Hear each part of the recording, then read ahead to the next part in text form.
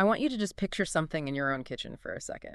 That that simple red and white can of Campbell's soup, it might be sitting there in your pantry, next to ingredients that cost 10 times as much. But that can, it's not about aspiration. No, it's about continuity. Exactly. It's about this deeply held promise that on a really tough night, that $2.50 investment is going to deliver a warm, familiar, reliable meal. It really is. I mean, it's the ultimate symbol of constancy, you could say, Yeah. in American commerce. It's been a staple for 155 years. Right.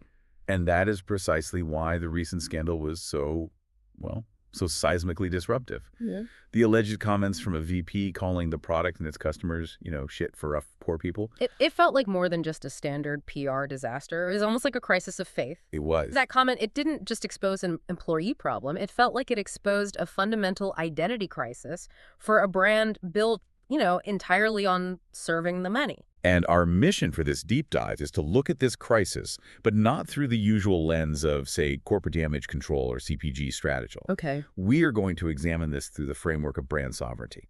And we're using a really powerful and detailed analysis. It's titled, From Poor People Food to the People's Pantry, Campbell's Choice. And it was written by Marc Abergel. Yes. Who is, and was so interesting, a luxury executive based in Paris. So he usually deals with brands like Hermès or LVMH. Exactly. So he's taking the principles of meticulous brand stewardship from that world where every single detail matters, and he's applying them to this mass market challenge. So the question becomes what? The central question he's posing is, how do you steward dignity when your primary design constraint is affordability? That is a fascinating way to frame it. Okay, so let's unpack this. I think to understand the gravity of that VP's alleged contempt, we have to start with the historical role of Campbell's. We do. Because it's so much more than just a food product. It's functioned almost like a public utility. Abergel calls it a quiet piece of national infrastructure. And honestly, that's not an exaggeration. Right. Just look at its role during moments of national stress. During the Great Depression, Campbell's didn't pull back. In 1934, they launched their two biggest icons, noodle soup and cream of mushroom for a dime. A dime. They were innovating specifically for affordability in the middle of a total financial collapse. And that commitment just kept going. During World War II, the company pivoted to produce rations, things like meat and beans, for U.S. troops. It literally followed Americans from the mess tent right back into their home kitchens. Establishing this unparalleled sense of constancy. And that continuity is exactly how it gets woven into the social fabric. Yeah. We're talking about generational memory. Oh, yeah. The sound of that can popping open, the Thanksgiving green bean casserole ritual. The first meal a kid learns to make for themselves. Yes, or the survival food in a college dorm. For 150 million Americans, Campbell's isn't just on the shelf. It's like carried in those emotional memory banks. And this is where Abergel's analysis really gets interesting. He classifies Campbell's as a cultural nation. He puts it in the same category as these global powerhouses like LVMH or Starbucks. How does a simple can of soup even get that comparison? Well, it's because it has the markers of what he calls a sovereign entity. It goes beyond a simple transaction. First, you have a devoted constituency that spans generations. Okay. Second, it drives these seasonal rituals. And that green bean casserole is arguably the most famous food ritual in America that doesn't involve a turkey. That's true. And the third marker, which is so powerful visually, is its use of symbols. I mean, we all know the Andy Warhol art. Right. And Abergel argues Warhol wasn't painting the cans as some kind of irony.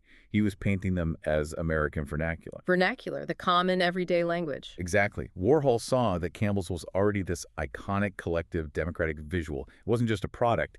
It was like the background noise of American life. And that gives it immense cultural power. So if we've got constituency, rituals, symbols, the last marker has to be the most important one. It is. Emotional infrastructure and generational transmission. The sensory shortcut to safety. That's it. The taste, the warmth, the sound, that legacy gets passed down. It provides emotional infrastructure. But this is where Campbell's has to define itself differently from the luxury brands. Okay, let's nail down that difference. A brand like Hermès builds desire through scarcity, right? Exclusivity, a high price. Campbell's builds trust through what? Through constancy and affordability. It doesn't ask you to reach for it. It asks you to rely on it. To rely on it being there exactly as it always was. And critically, at a price that feels like it's always been there, inflation be damned. It is foundational, not aspirational. And when an executive allegedly directs venom at that foundational product and the people who rely on it, It's catastrophic. Abergel calls that alleged contempt diagnostic. He says it reveals internalized class shame. That's a really powerful term. It is. What does that diagnosis tell us? How is class shame different from just, being a corporate snob? Well, it's important because it's not just about personal arrogance. He sees it as a systemic symptom. The psychology scholar Johanna Collier, she suggests this kind of shame is a defense mechanism. Okay. High-status individuals, like a corporate VP, are motivated to harshly judge lower-status individuals. It's a way to assert and justify their own difference from the very people the company is supposed to serve. So the contempt reveals that the leadership sees the core mission affordability not as a strength, but as a dirty secret. Exactly. A dirty secret to be tolerated. Wow. Okay, so the problem isn't the affordability, it's the shame of the affordability. Precisely. And this brings us to what I think is the most powerful part of the analysis, the two tales of $1.50. Yeah, this is great. So on one side, you have the Campbell's VP allegedly showing disgust for a $2.50 product. And on the other, you have the legendary commitment of Jim Sinegal, co-founder of Costco, to the $1.50 hot dog and soda combo. A price that has not changed since 1985. Not a cent. And the story is famous. When the CFO suggested raising the price, Sinegal didn't just say no. He said, "If you raise the price of the hot dog, I will kill you. Figure it out." That statement, as extreme as it sounds, it defines operational sovereignty. They didn't pass the cost on, they figured it out. They figured it out. They vertically integrated. They built their own hot dog manufacturing plant. They chose internal optimization over an external price hike. And that hot dog, it isn't a loss leader. Abergel calls it a social contract. A social contract written in mustard and bun. It signals to their massive membership base that the company will physically defend affordability. They're fighting for the customer. And you can see the ROI on that trust. Their membership renewal rate is consistently over 90%. And when they finally did raise the membership fee, churn was minimal. Why? Because the hot dog price was defended. That loyalty just compounds. So trust becomes your most efficient marketing engine. It absolutely does. Yeah. Which raises the question, can Campbell's achieve that same level of sovereign pride? And Abergel's analysis says they can by looking at the second big analogy, IKEA. Yes. IKEA serves that exact same demographic. Young couples, students, single parents. But they lead with this immense, unapologetic pride in what they do. Their whole concept of democratic design is transformative. It is, because it reframes the whole process. Yeah. They treat a low price not as, a constraint to be overcome, but as a design principle as sacred as form or quality. It's a feature, not a bug. Exactly. There's that great quote from the founder, Ingvar Kamprad. He said, "To design a desk which may cost $1,000 is easy, but to design a functional and good desk for $50 can only be done by the very best." I love that. It just completely flips the script. Yeah. Affordability isn't a failure of design. It's the ultimate design challenge. It requires more creativity, more ingenuity. It shifts it from a source of shame to a badge of genius. Yes. And you see this everywhere in their operations. They celebrate the flat pack model. It's not just a shortcut. They tell you it's the reason the LECK side table is only $10. They make the customer complicit in the affordability. And they infuse aesthetic dignity. Even their cheapest stuff feels intentionally designed. The message is, you deserve beauty, even on a budget. It's a gesture of respect, not charity. And crucially, like Costco, they enforce operational sovereignty. They own their supply chain, even their own forests, to absorb costs and innovate before passing them on. So they defend affordability from the inside out. They do. So the takeaway for Campbell's is to shift from shame to sovereignty, to engineer affordability with pride. Okay, so how do they do it? Abergel lays out a 4-pillar playbook for this redesign. And this is where we move from diagnosis to action.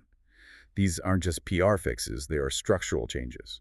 Pillar 1, reclaim narrative sovereignty. Which means? The CEO has to publish a bold, maybe even unvetted manifesto titled something like, "We make food for people who count every dollar, and we're proud of it." Unvetted. Wow, that's a radical move in the corporate world. It's basically saying the mission comes before the cautious language of legal and IR. It has to be that clear. A declarative statement. We are a comfort brand for the many. Seizing authorship of their own identity. Exactly. Then, pillar 2 is to activate the dormant community. Turn passive customers into active citizens of this cultural nation. How does that look in practice? You launch a platform, call it Share Your Campbell's Ritual. Invite people to share their real, authentic, sometimes messy, end-of-month recipes, their life raft moments. And when customers become co-authors of the brand story, they become its defenders. They do. Yeah. And Abergel draws this powerful parallel to luxury here. Oh, this is interesting. Chanel invites its VIPs to private salons to create exclusivity. Campbell's offers dignity through recognition. They invite the single mom to share her soup story and feature it. Her memory becomes valuable IP. Different constituencies, same principle of respect. I like that.